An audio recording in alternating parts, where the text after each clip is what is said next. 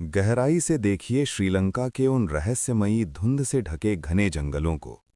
कहा जाता है कि इन्हीं वनों की नीरवता में कलयुग में भी हनुमान का अदृश्य आशीर्वाद गूंजता है।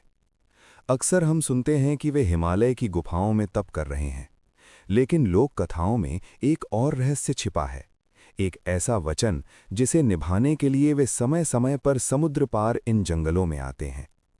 कहानी की शुरुआत त्रेता युग से होती है, जब प्रभु राम की अंगूठी लेकर वे माता सीता की खोज में लंका पहुंचे।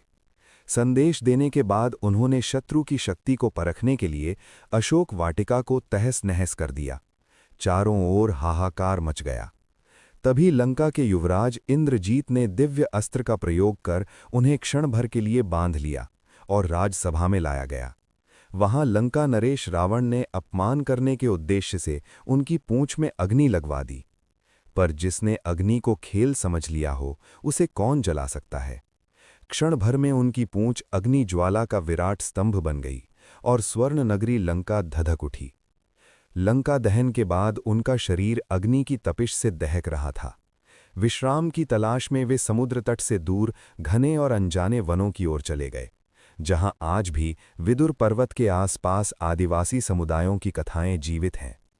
कहा जाता है कि उन वनों में रहने वाले एक प्राचीन कबीले के पूर्वजों ने उन्हें पहचान लिया। जब पूरा नगर उन्हें शत्रु समझ रहा था, तब उन वनवासियों ने उन्हें देव स्वरूप मानकर सेवा की, फल अर्पित किए, शीतल जल दिया और उनके घावों पर औषधि लगाई। उनकी निस्वार्थ भक्ति से प्रसन्न होकर हनुमान जी ने एक गुप्त आशीर्वाद दिया, मैं तुम्हें अकेला नहीं छोड़ूंगा। युग बदलेंगे, पीढ़ियां बदलेंगी, पर मैं लौटूंगा। तुम्हारी संतानों को सद्बुद्धि और आत्मज्ञान का मार्ग दिखाऊंगा। लोक विश्वास है कि वे निश्चित अंतराल पर प्रकट होते हैं। कुछ लोग कहते हैं कि पिछली बार 2014 में किसी साधक को दिव्य दर्शन हुए थे।